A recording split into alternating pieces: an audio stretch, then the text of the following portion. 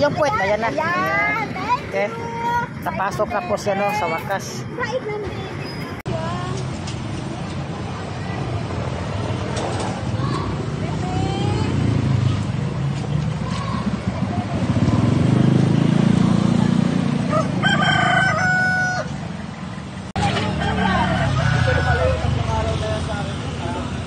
Yan lang siya.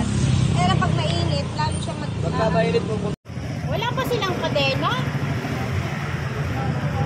Wala.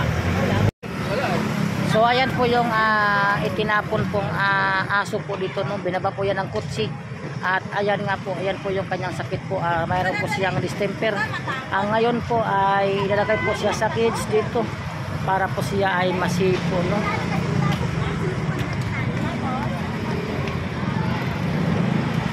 So takot po siya sa mga tao. Huliin po namin muna yan para po siya ay magamot po.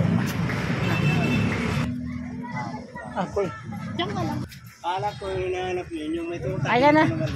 Chu, dogi.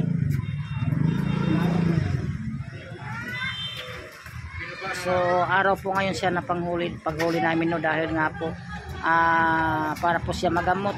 Ayan po yung iniwan po sa may kutsi. Binaba po siya ng kutsi at iniwan po dito sa may tulay.